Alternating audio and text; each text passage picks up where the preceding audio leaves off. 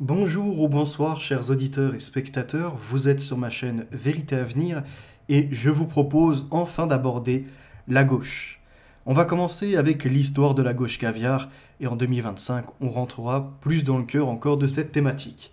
Vous m'aviez vu tirer quelques traits sur les réformateurs par les socialistes et au fur et à mesure ces courants ont mené ni plus ni moins qu'à ces corrupteurs. Cette gauche qui veut nous dire quoi faire, quoi penser, comment agir et qui ne s'applique même pas ces leçons, c'est là le plus grave.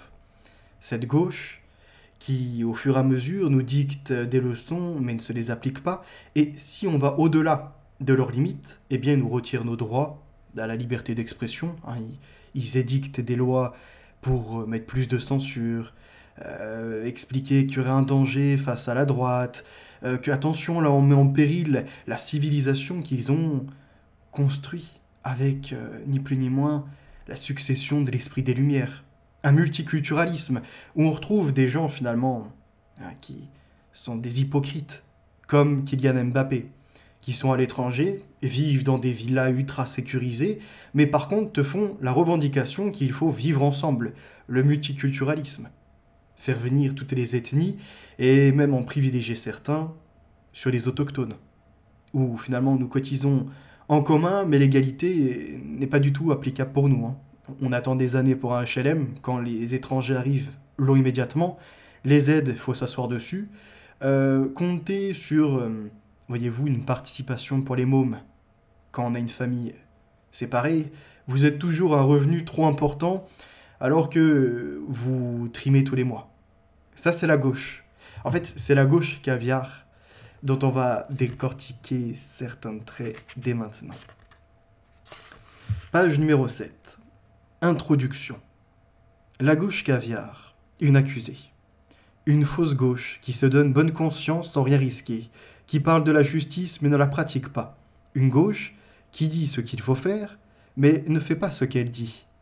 Une tribu frivole et hypocrite, dit-on encore une espèce désinvolte et profiteuse, une tartufferie élégante, une gauche qui aime le peuple mais se garde de partager son sort, une gauche qui vote avec les ouvriers et dîne avec les bourgeois, une gauche qui importe en fraude, au sein du mouvement progressiste, les idées et les réflexes des classes supérieures. Ce que l'on retrouve avec la France insoumise par exemple, écologie, En Marche, les Verts et toutes ces conneries-là qui se veulent en réalité d'un esprit socialiste, universaliste, pour l'humain. Avant tout, l'humain au centre, et on va prendre soin de lui, et en même temps, eh bien, on fera attention à son environnement, à l'écologie, à ce qui l'entoure. Alors que ce n'est que de la fraude, de A à Z. Ces gens qui se veulent plus proches du peuple, alors qu'ils vivent dans des villas, dans des demeures et dans des habitations en millions d'euros.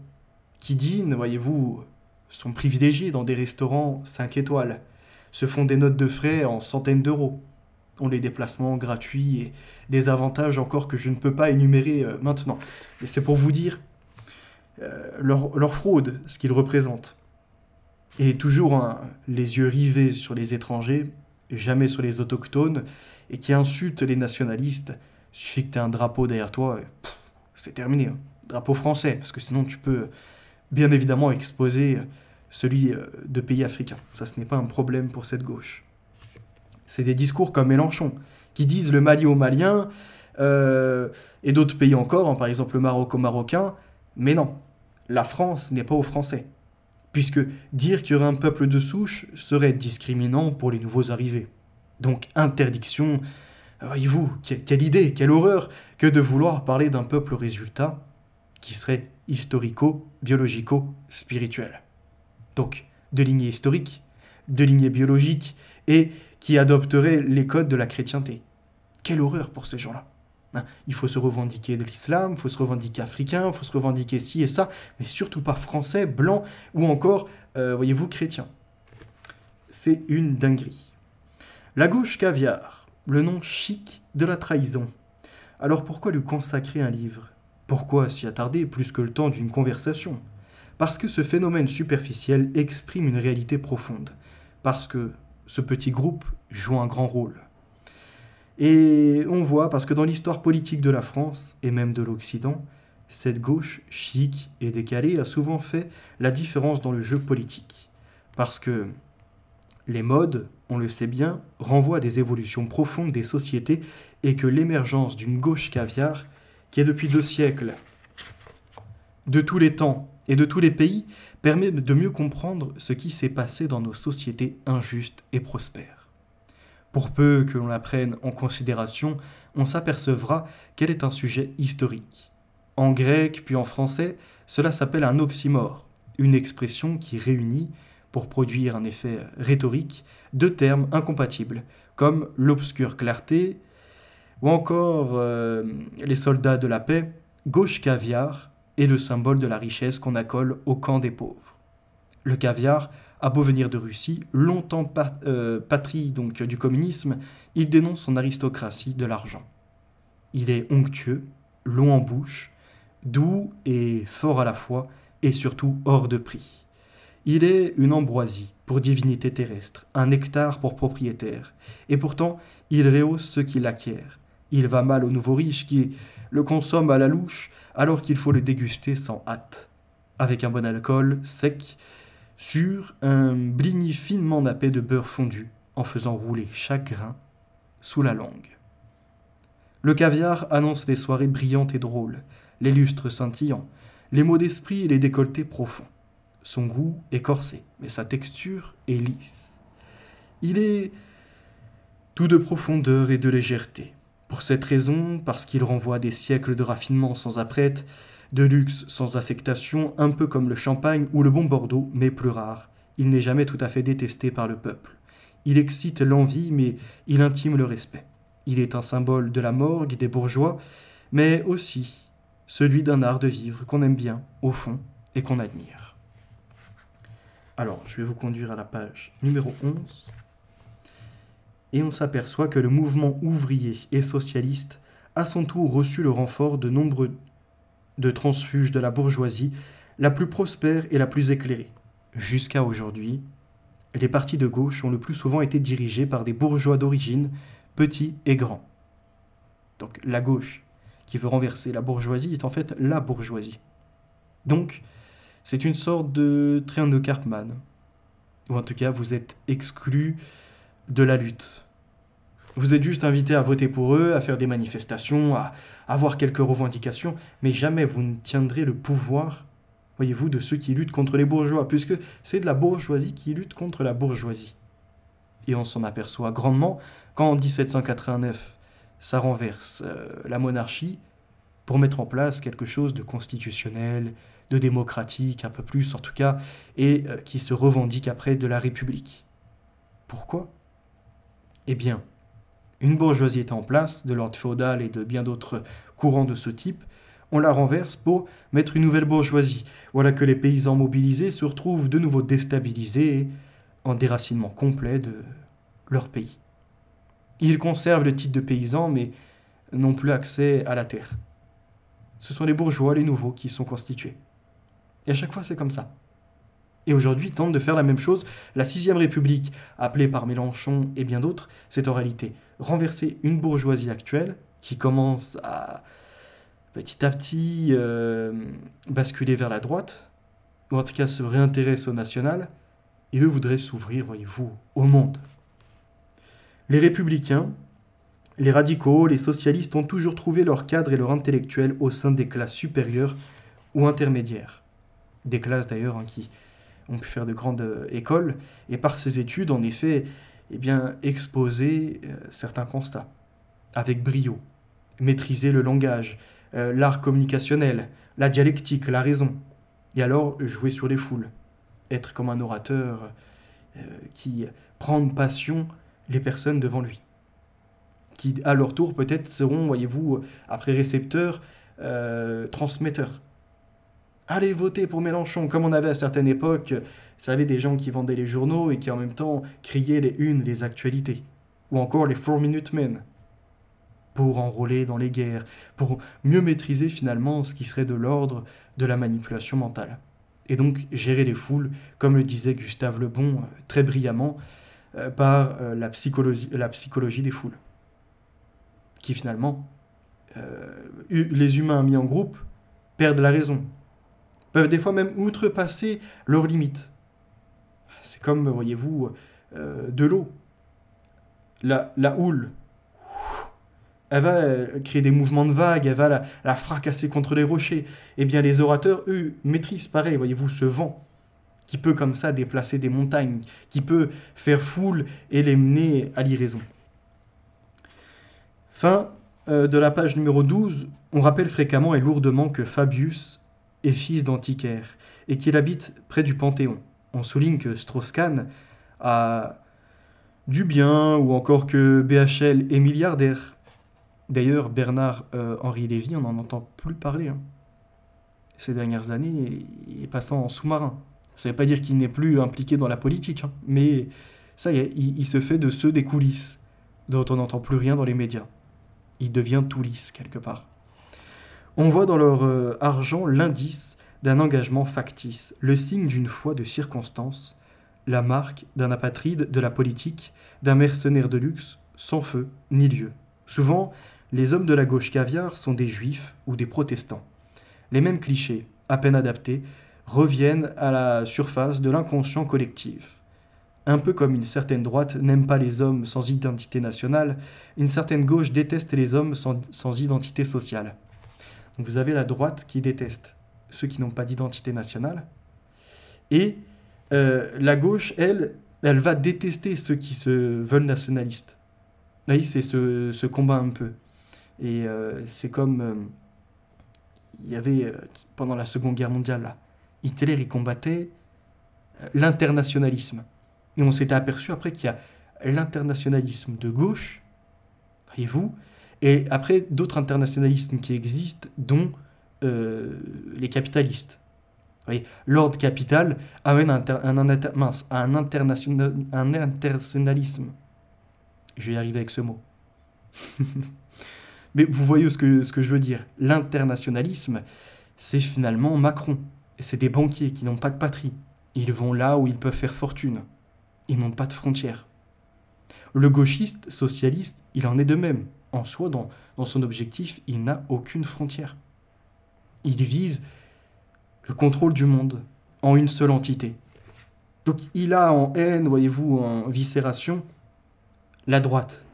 L'homme qui pourrait être droit dans ses bottes. Comme il y a pour la première une pureté de race, garantie de fidélité et de franchise, il y a pour la seconde une pureté de classe, gage de loyauté et de droiture. On n'aime pas les cosmopolites, les hybrides, les sans populaires, aux origines simples et aux idées claires. Pas cette gauche entortillée dans ses contradictions et ses scrupules humanistes, des singes savants de la lutte de classe dont la bourgeoisie, finalement, tient toujours la laisse. La détestation vient du mode de vie. Ami du peuple, c'est un fait que l'homme de gauche caviar se garde d'en assumer les peines. Il tient à ses privilèges même s'il entend qu'on les oublie. Il habite volontiers le centre de Paris plutôt que le 5e ou le 6e territoire traditionnel de l'intelligentsia progressiste. S'il est plus jeune, il consent depuis une décennie à franchir la Seine pour s'établir autour de la Bastille, cette marche de la rive gauche sur la rive droite conquise dans les années 1980. Il préfère les immeubles discrets et anciens, si possible, d'avant Haussmann, avec un escalier ciré et de guingois, une concierge pittoresque, une cour pavée et des toits compliqués. L'appartement est grand, sans être immense, avec des canapés usés, des bibliothèques dans toutes les pièces, des tapis ramenés de Turquie, des parquets irréguliers, de sombres couloirs et un salon clair où les poutres sont apparentes et la télévision cachée. Fin de la page numéro 16, enfin même milieu. Le patronat la déteste parce qu'elle connaît le monde des affaires, qu'elle y émarge souvent, mais la trahit à la première occasion. En cautionnant les revendications des salariés, en leur donnant un lustre de sérieux, un soubassement théorique, une armature de réalisme, elle coûte cher aux managers et aux actionnaires. La gauche caviar fustige l'égoïsme des riches, alors que son altruisme apparaît peu. Mais elle est incontournable parce qu'elle en sait trop et influe sur l'opinion. Dans toute stratégie de communication, on tombe inévitablement dans une agence de publicité, dans un cabinet de conseil, dans une télévision ou un journal, sur l'un de ses représentants. L'argent lui sourit en la maudissant. La gauche politique s'en méfie presque autant. Les élus sont exaspérés par son moralisme. Ils se sentent jugés, méprisés parfois, par des gens qui n'ont jamais vu un électeur, qui ignorent ce qu'est un discours public, qui n'ont jamais pris la peine de convaincre un militant ou un citoyen, qui ne savent rien des efforts épuisants qu'on déploie dans les arrière-salles des cafés de campagne électorale ou dans les sections poussiéreuses d'un grand parti. Oui, parce que la gauche, c'est la bien-pensance. C'est ce qui est admis de la majorité. C'est facile de se faire passer pour le camp du bien et de fustiger l'autre lorsqu'il viendrait à tenir des positions contraires. C'est ce qu'on appelle la pensée universelle. En fait, c'est le fascisme. Et d'ailleurs, on s'est aperçu que l'antifascisme, financé par des filiales de George Soros et par d'autres associations à caractère extrême, sont en fait des extrémistes, puisque les antifas disent « nous ne débattons pas avec la droite », donc empêchent le dialogue. Voyez-vous, altèrent l'esprit critique, usent de violence. Même sur les femmes, on l'a vu auprès de Némésis et de d'autres groupes comme ça. Donc l'antifascisme est finalement le fascisme. La gauche est finalement la bourgeoisie. Donc c'est-à-dire qu'elle ne combat pas ces capitalistes et ceux qui profitent du labeur des travailleurs et compagnie. Au contraire, elle vit au crochet de ceux-ci. Voire même elle est une sangsue. Elle continue à absorber l'énergie et le sang des gens. Au sens figuré et propre du terme. Donc, elle n'a jamais su ce que vraiment représente l'effort d'aller chercher des personnes qui ne sont pas convaincues par leur courant. Elle dit, à contrario, la droite, elle ne censure pas, mais elle tente d'aller vers la gauche, donc de temps en temps être dans cette phase un peu de moquerie, et ça ne marche pas. Ils ont aussi essayé la partie de s'adapter à leur public, l'éthos, de dire « Venez, vous parlez de morale, du bien, du mal, de ce qu'on pourrait discerner, eh bien avançons ensemble, posons sur la table les problèmes, les faits de société, et regardons, au vu du réalisme, sortons du pathos, de l'émotionnel un instant, et concentrons-nous sur les chiffres, sur les statistiques. Et ne laissons pas seulement un parti prendre les chiffres et en faire dire ce qu'il veut. Essayons d'articuler, voyez-vous, nos pensées sur ceci. Confrontons-nous. Mais la gauche refuse. Puisque, à partir de là, on devrait faire des coupes budgétaires, enlever certains privilèges, remettre le pouvoir entre les mains du peuple. Ce qu'ils n'apprécient pas du tout. Parce que ceux qui veulent dénoncer, par exemple, le racisme, parlent de racisés, sont donc les premiers racistes. Parlent de chances venues d'ailleurs, de leur culture qui serait plus merveilleuse que la nôtre. Donc ils différencient. Quand ils voient un noir, ils lui demandent immédiatement son origine. Quand ils voient un maghrébin, tout autant. Même s'il est issu de 3 ou 4 générations et qu'il est bien français, et que celui-ci est accoutumé, voyez-vous, à la France, et est du peuple au résultat, ils viendront à le distinguer des autres. Ces mêmes gauchistes, voyez-vous, qui finalement sont toujours discriminants. Lorsque il y a des études sur ceux qui votent pour tel parti par rapport à leurs études, viendront à faire du mépris de classe, en disant « Regardez, ceux qui votent majoritairement pour Marine Le Pen sont des personnes en deçà du bac. Ils sont, voyez-vous, en dessous du bac, plus exactement. » Donc ils ont peut-être un problème, un manque de compétences, et ils sont, voyez-vous, incomplets dans leur possibilité d'analyse politique, dans leur choix sur les décisions les meilleures qui pourraient s'appliquer au pays. Oui, on est sur un mépris de différentes catégories. Le racisé, la haine du nationaliste, l'exclusion, le déracinement du patriote. Mais ça continue comme ça, où on le voit, la moquerie de ceux qui n'auraient pas de diplôme. Et petit à petit, en dernier recours, on le sait. C'est également la classe financière. Ils sont la bourgeoisie. Regardons la suite. En cautionnant les revendications des salariés, donc elle fait en réalité pression ainsi sur les patrons, et on voit que les experts sont agacés par la polyvalence élégante d'intellectuels ou de journalistes qui n'ont pas eu à éprouver les décevantes résistances du réel. La gauche caviar, le plus souvent, horripile les gouvernants. Elle manie si facilement l'abstraction, le jugement péremptoire, le raisonnement brillant mais gratuit. L'art à la Schopenhauer.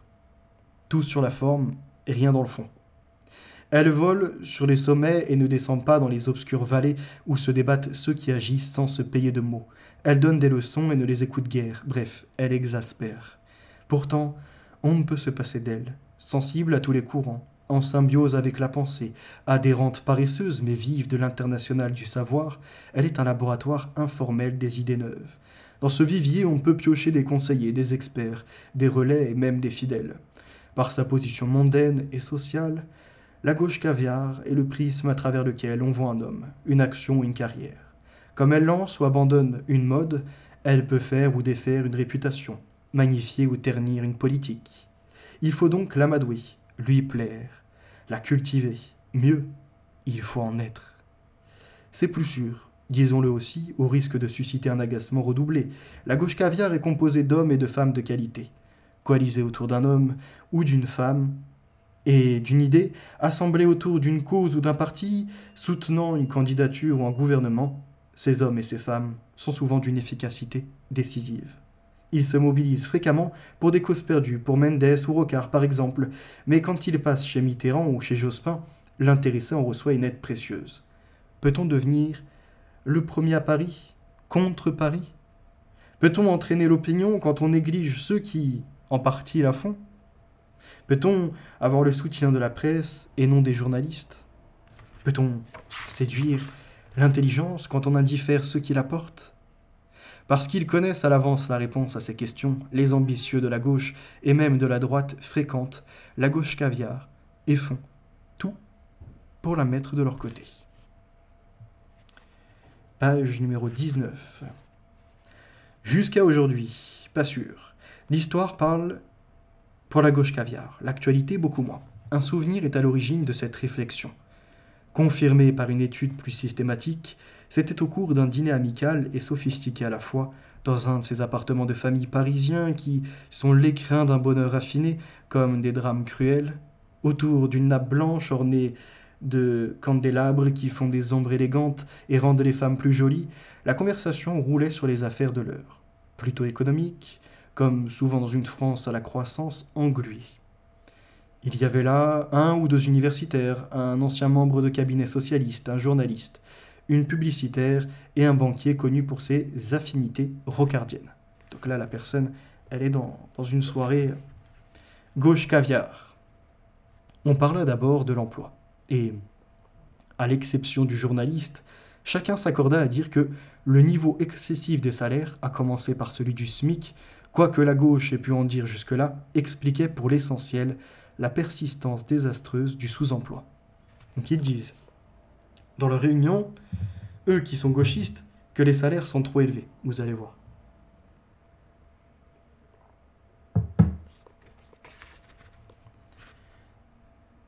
On payait trop les travailleurs, et du coup, on les employait moins.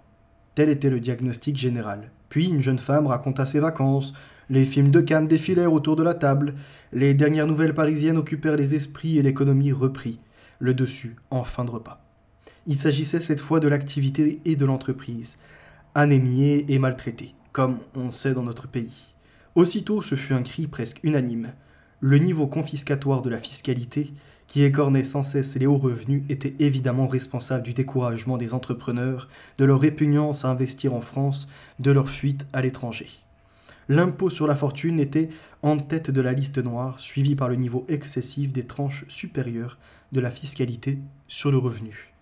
Rien de très original, somme toute, dans tous les dîners où les convives ont du bien ou de hauts salaires, la même lamentation du contribuable peut s'entendre, sauf que, cette fois, elle était conjuguée avec la condamnation du niveau des salaires.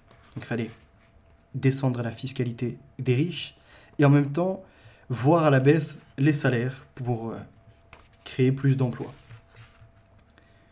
Comment vas-tu? Mal. Comment vis-tu? Bien. Ce décalage entre réel et conscience, sujet et objet, impression et situation, définit l'ambiguïté de cette gauche qui souffre dans son âme et non dans son corps. C'est, à vrai dire, une attitude universelle qui saisit ceux d'en haut quand ils se penchent avec un peu d'honnêteté sur le sort de ceux d'en bas. Hypocrisie, tartufferie, souvent. La société est très imparfaite, mais elle m'avantage. Je prends mon mal en patience. Un instant soucieux, le puissant proche des misérables soulage sa conscience et retourne vaquer à ses confortables occupations. Pourtant, cet hommage du vice à la vertu vaut mieux, on en conviendra, que le cynisme des arrogants. Quand les riches disent, je cite, « Tant pis pour les pauvres, ils n'ont qu'à s'enrichir », fin de citation, la société devient beaucoup plus dure. Et, surtout, la mauvaise conscience mène parfois beaucoup plus loin qu'une gêne de l'âme. Dans les grandes commotions historiques, elle conduit à l'engagement et parfois au sacrifice. Certains, par ce choix, bouleversent leur vie. Il leur arrive même de la perdre. Défense paradoxale, plaidoyer fragile. Alors, remontons le temps. La gauche d'en haut, on va le voir, n'a pas commencé avec la gauche tout court. Elle date de bien plus longtemps, depuis l'époque, en fait, où la politique a commencé à s'occuper du rapport entre les classes sociales. C'est-à-dire en des temps très anciens. Le premier exemple probant, on le trouve chez Plutarque. Comme quoi les phénomènes d'aujourd'hui ont toujours de longues racines. Transportons-nous donc à Rome. Il y a bien longtemps, là où la vie politique souvent annonça la modernité. Un jour de quiétude dans cette Toscane qui est déjà un paradis de collines et de soleil, Tiberius Gracchus se promène à cheval avec quelques serviteurs. C'est un jeune homme, plein d'allant et d'avenir, bien né, autant que bien éduqué. Il descend de Scipion, l'Africain, le grand général vainqueur de Carthage. Il est le fils de Cornelia et du censeur Tiberius Sempronius Gracchus, ami de Scipion, allié au Claudie et le mari de la fille d'Appius Claudius, le prince du Sénat. C'est un jeune noble attaché à la grandeur de Rome, avide de gloire et de services publics. Rien ne le prédisposait au destin qu'il va connaître. Rejeton de la classe dirigeante, il aurait dû poursuivre la voie de ses aïeux et chercher dans le maintien de l'ordre romain la garantie d'une vie de plaisir, de richesse et de gloire. Seulement voilà, Tiberius est fils de sa mère, qui est l'une des premières bas-bleus de l'histoire, une sorte de précieuse qui n'a rien de ridicule. Cornelia à Rome tient salon comme bien après elle Madame du Défend et reçoit dans sa villa tout ce que Rome compte de puissance et d'intelligence. Son esprit, son courage et le malheur de ses fils en feront l'une des grandes figures de l'Antiquité, modèle de femme maternelle et intellectuelle, passionnante et tragique. Frotté dès l'enfance aux joutes de l'esprit, Tiberius a fréquenté les penseurs. Hasard des rencontres et des séductions, il est devenu l'élève de deux stoïciens, le philosophe Blosius de Cumès et le rhéteur Diophane de Mytilène. Contre les penseurs de la raison d'État et du conservatisme, les deux intellectuels mettent en valeur la solidarité des citoyens et le service public. Avec une morale personnelle fondée sur la rigueur et la maîtrise de soi, ils défendent en politique une idéologie du salut du peuple, opposée à celle du salut de la République. Ils prennent en un mot le parti d'Antigone contre celui de Créon. C'est cette formation, en sus d'un caractère trempé et rebelle, qui va motiver Tiberius. La promenade à cheval scellera son destin. Cheminant dans la campagne, Tiberius ne voit que jachères stériles, paysans faméliques et grandes propriétés mal cultivées. La classe des propriétaires terriens, la sienne, n'entretient pas les possessions qui fondent son pouvoir. Symétriquement, les citoyens pauvres, ceux qui ont peuplé les légions, risqué leur vie pour la République, sont exclus de la propriété et vivent chichement sur des terres trop petites, quand ils ne sont pas chassés vers la ville et la misère, qui se dit d'une pierre deux coups. On a des terres là, qui vont nous permettre de récupérer de la richesse, le peuple ne va pas bien, on doit aussi s'en préoccuper, et donc on va laisser entendre qu'on se mobilise pour le peuple, pour son bien, alors qu'en fait, ça sera en réalité pour notre richesse principale, pour la grandeur de notre nation, et on pourra mieux disposer de ses ressources humaines et des ressources terrestres. J'entends par là les terres et, entre autres, les plantes, les plantations, etc. Sur les chemins brûlants du soleil, Tiberius mûrit son projet. Une loi nouvelle doit disposer autrement de l'ager publicus, cette partie de la terre réservée aux anciens militaires, c'est-à-dire à la masse des citoyens, et que la coutume a fait tomber en désuétude au profit des grands possédants. Cette loi imaginée ce jour-là sera la réforme agraire, pour laquelle Rome va se déchirer pendant plus d'une décennie et se retrouver au bord de la guerre civile. Rentré à Rome, Tiberius Gracchus se lance en politique. Il est tribun du peuple et fort de sa popularité dans la plèbe. Il oblige le Sénat à accepter la législation nouvelle. Le partage actuel fonde l'alliance de Gracchus avec le peuple. Alors, je ne sais pas si je prononce bien son nom ou si c'est Gracchus ou Gracchus. Bref, mais l'aristocratie n'entend pas donner de la sorte ses privilèges.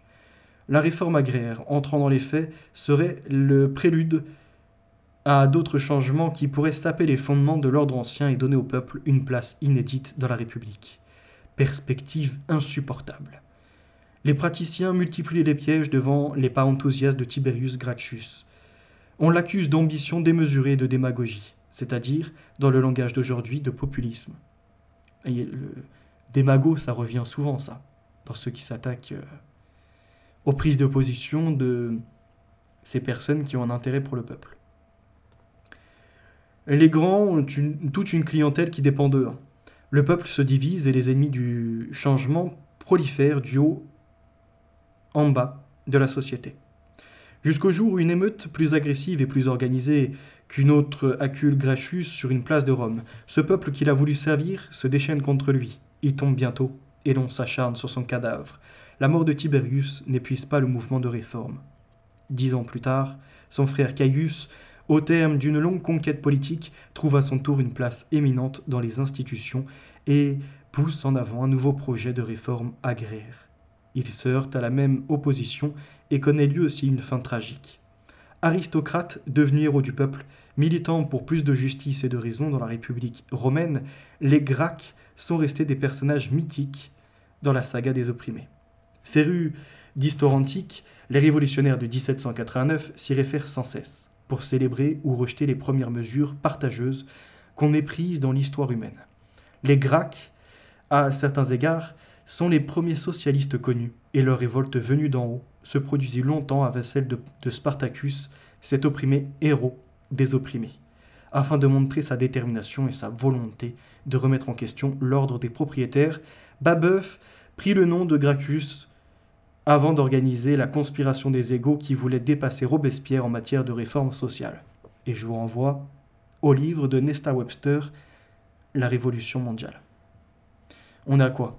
Une demi-heure, je vous propose pour aujourd'hui un format court, puisqu'en même temps, j'en ai profité là ce matin pour vous rediffuser un extrait de ma prise de position contre Chronique humaine, Maximus le Renaissant, Loup Divergent. Alors, c'est dynamique, hein. Ça envoie des fois quelques petits mots mâchés et, voyez-vous, des fautes de français se sont glissés dans mon discours, mais il faut vraiment écouter le fond et regarder un peu la forme également. C'est éloquent tout de même sur la situation de ceux qui veulent dénoncer des castes privilégiés, de groupes et de think tanks qui s'organisent pour imposer un nouvel ordre mondial et qui attaquent surtout la fondation de l'Église, quand finalement ils appellent à l'alliance des croyants. Donc, à mettre des chrétiens avec dans le même lot des musulmans qui ont la sourate 9, versets 29 et 30, qui appellent à quoi ? À l'humiliation des chrétiens et qui invitent à ce que l'on fasse la capitation de cette humiliation depuis notre propre main, puisque nous serions des mécréants et que, contrairement à quelqu'un qui aurait volé, ou un autre qui aurait tué, ou un autre qui aurait agressé sexuellement, l'associateur, c'est pire encore. C'est au-dessus, en termes de crimes, de péchés. Donc nous qui disons que Jésus-Christ est le Fils de Dieu, nous sommes pires que ce que je viens d'énumérer. Et vous avez des gens comme Maximus le Renaissant, dit aussi Maximus le Clément, eux qui depuis des années sont mobilisés pour dénoncer la maçonnerie, la République, qui blasphème, et en même temps, voyez-vous, sacrifie sur son autel les enfants, par la perversion, par bien d'autres choses encore, même, voyez-vous, par l'attaque contre le Christ et son message qui était porté, la paix, être de bonne famille, dans une bonne conduite, et je peux comme ça continuer. Vous avez Maximus donc qui appelle à rejoindre, ou en tout cas à faire main dans la main une alliance, un alliage de ces deux matériaux, si je puis dire, paf, en faire quelque chose de nouveau, avec l'islam. Maximus le Renaissant, c'est-il, lui qui s'intéresse à l'eschatologie, qui parle d'Apocalypse, et notamment qui avait lu un des imposteurs comme Serge Monast, qui nous parlait donc des mouvements de la fin des temps. En fait, on les a souvent entendus reprendre ce qu'avait pu faire, voyez-vous, le protestant, dont je perds son nom là, dans ces minutes, c'est pas grave. Comment il s'appelle ? Et j'ai perdu son nom, alors qu'on en a parlé à maintes et maintes reprises. Qui est parti aux États-Unis, qui disait que, pour être explicite, parce qu'en fait, dans ma tête, j'ai Malthus qui revient avec le principe de population, mais je sais que c'est pas Malthus, mais je sais pas pourquoi j'ai protestantisme. En plus, son nom, il est hyper connu. On en a parlé même l'autre jour avec Veritas. Bon, c'est pas grave, je vais pas rester bloqué dessus. Ce que je veux dire par là, c'est qu'ils reprennent l'attaque contre le Vatican en disant que c'est bien là-bas, c'est la ville aux 7 collines. On regarde au fur et à mesure, on voit un pape qui fait n'importe quoi. Il pourrait être le faux prophète. Ou encore, voyez-vous, l'antéchrist. Ils spéculent sur tout ça. Ils alimentent en fait la haine contre l'Église. Alors, on doit dénoncer les dérives, les infiltrations qui ont eu lieu par la franc-maçonnerie. Mais rappelez-vous de ce qui avait été dit en 1993 par le pape. Il avait dit que le plus grave, ça sera quand l'Europe sera submergée par l'islam. Vous savez pourquoi ? Parce que Maximus, Loup Divergent, Chronique Humaine et bien d'autres qui vous ramènent à des voies de garage, à des QAnon, à des Kikiki et compagnie, oublient de vous dire, quand ils vous déclarent qu'il y aurait un intérêt d'être alliés contre le diable, contre Satan avec les musulmans, oublient de dire qu'eux, ils attendent El Mehdi et Issa. Et vous savez pourquoi ? Parce que donc il y aura un combat contre ce qu'ils appellent Dajjal, qui n'est pas du tout l'antéchrist, et après ils effaceront de la terre toutes les autres religions. C'est-à-dire, il n'y aura plus de juifs, il n'y aura plus de chrétiens, plus d'hindous, etc. Les autres, on s'en fiche un peu. Mais ce que je veux dire par là, c'est qu'ils effaceront la chrétienté. Et vous avez des gens comme Maximus et compagnie, je ne vais pas non plus les reciter tout le temps, mais pour vous faire comprendre un peu l'impact qu'ils ont, qui sont alliés avec Philippe Ploncard d'Assac, qui dénonce l'infiltration de la France par le sionisme, par les juifs également. Eux qui appelaient Loup Divergent avec M. Carr à mettre à la rouelle. Donc vous comprenez un peu le phénomène en disant qu'il y a un grand danger avec les juifs, au lieu d'expliciter la chose avec le noachisme et avec les sionistes. Non, eux, c'est les juifs. Alors que beaucoup se revendiquent chrétiens. Mais par contre, quand on veut les questionner sur l'islam, il n'y a plus personne. Ou alors, lorsqu'ils font acte de présence, ils les mettent sous le beau jour. Ils les présentent toujours comme une continuité. Mais alors, vous êtes chrétien ou vous êtes musulman ? Je répète, les musulmans, sourate 9, versets 29 et 30, nous insultent, disent que nous sommes les pires mécréants. Le dôme du rocher inscrit tout autant la chose. Et vous vous intéressez à l'eschatologie, c'est-à-dire à la compréhension des textes pour la fin des temps, pour en tout cas la venue, voyez-vous, de ce qui combattra le mal. Nous, chrétiens, c'est Jésus-Christ qui combattra l'antichrist. Et on l'a vu l'autre jour, je vous ai fait un très bel exposé pour faire des conditions et savoir qu'est-ce que le Christ et qu'est-ce que l'antichrist. Celui qui nie le Fils n'a pas le Père. Ils se présenteront en mon nom, Jésus dit bien, mais ils ne seront pas de moi. Qui est arrivé après s'est présenté au nom de Jésus-Christ, mais a dit par contre qu'il n'avait jamais fait sa crucifixion, que c'était un faux semblant. Et le plus grave, c'est qu'ils disent aux chrétiens, vous ne savez comment expliquer qu'il ait été mis sur la croix, puis qu'il soit ressuscité. Ah si, nous on le sait, c'est clair. Les prophètes en avaient parlé, et Jésus-Christ, quand il était dans sa mission, a très bien dit qu'il sera ressuscité, il ne restera pierre sur pierre, etc. Et en 3 jours, il sera là. Tout était dit. C'est dans nos écrits, dans les évangiles, et il n'y a pas seulement la Péchita. Non, il y a le Codex Vaticanus, Sinaiticus, il y en a d'autres qui existent avant le concile de Nicée. Il y a des écrits avant le concile de Nicée. Il y a des transmissions orales, il y a des témoins qui étaient sur place. Ça n'a rien à voir avec ce que dit l'islam. L'islam, eux, par contre, ils disent que nous, on s'est trompé dans notre compréhension des choses, et ils ont la vérité, qui leur a été soi-disant descendue, etc.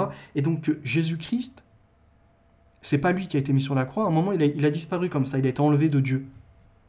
Vous voyez, Dieu l'a mis de côté. Donc, on ne sait pas qui... Vous voyez, c'est-à-dire qu'ils font un reproche aux chrétiens, ils disent, vous, les chrétiens, vous ne savez pas vous expliquer comment Jésus a été à la croix, il est ressuscité. Bah si, il est fils de Dieu. Non, on le sait.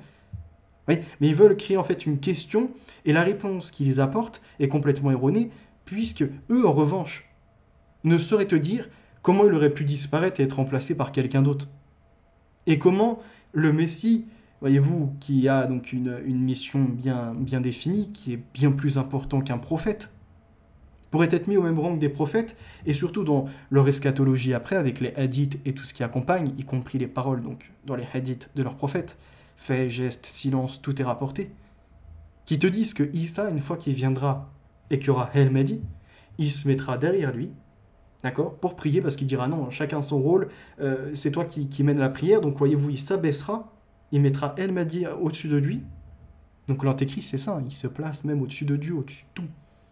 Et après, une fois que le combat aura été mené, voyez-vous, Issa, combat Dajjal, etc., Jésus-Christ, il reste sur terre encore à peu près 40 ans. D'un coup, il a une femme, il a des enfants, et après il meurt. Et il est mis dans une tombe à côté du prophète soi-disant de l'islam. Alors, soit c'est de l'ignorance, soit c'est de l'incompréhension, soit c'est de la folie, ou bien encore, autre possibilité que je soupçonne, c'est que Maximus, comme d'autres, ne sont en réalité pas chrétiens, mais sous Taqiya, ou servent d'autres ordres. Ce que j'ai remarqué, c'est que la maçonnerie, la franc-maçonnerie, n'a en réalité jamais attaqué l'islam. Elle n'a fait que étendre son territoire, lui profiter. Questionnez-vous sur ça. On se retrouve prochainement. Histoire de la gauche caviar. J'ai aussi des petites pépites. Désolé pour les oreilles. Ce que je vous disais l'autre jour, les islamistes sont déjà là, et dedans on s'aperçoit entre autres que la maman d'Oussama Ben Laden se faisait soigner chez les koufars, c'est-à-dire en France, dans nos hôpitaux, et non dans les pays saoudiens ou je ne sais quoi encore. Pourtant, certains avec qui j'ai pu échanger, et même d'autres que j'ai entendus sur Internet, c'est les Arabes qui sont à l'origine de tout. Eux qui inventent l'écriture, eux qui inventent les langues, eux, ci et ça. Non. Et ça me fait rire, comme sur Internet, il y en a un qui vous dit « L'araméen, c'est en fait de l'arabe ancien, mais c'est de l'arabe. » Parce qu'il y a des correspondances. Non, en fait, il y a l'araméen, voyez, et après, il y a une langue qui, quelque part, s'invente, mais qui copie dessus. Et donc, ça devient en effet de l'arabe. Mais comme ils ont, voyez-vous, ce besoin de se sentir toujours supérieur aux autres, être plus anciens, avoir une histoire solide, eh bien, ils vont vous inventer des histoires qui ne tiennent pas la route, qui sont farfelues. Donc, ils vont vous dire, en fait, à la fin, c'est ça, hein, leur raisonnement, c'est que Jésus était arabe. Vous voyez ? Ça ne tient pas la route. Et on parlera du djihad, parce qu'il y en a qui vous disent le djihad c'est le combat contre soi-même, et puis il y a les autres qui vous disent non, le djihad au premier sens du terme c'est marqué mourir dans les sentiers d'Allah. Donc le djihad humanitaire, on se penchera dessus. Alors j'étais un peu dégoûté parce que celui-là je l'ai acheté d'occasion, et il y a des gens je sais pas, bon après voilà c'était leur livre à l'époque, mais ils vous font des grands traits vous voyez, je trouve ça saccage un peu, ils vous mettent du fluo dedans, je sais pas. Faites des notes, quoi. Vous voyez, ça, je déteste ça. Mais bon, j'avais pas fait attention quand je l'ai acheté sur Internet. Tant pis. Pour une fois, j'aurais dû l'acheter en neuf à 20 €. Parce qu'en général, quand j'achète en occasion, c'est quoi? C'est 8-10 €. Vous voyez, je fais des économies de 50%, mais bon.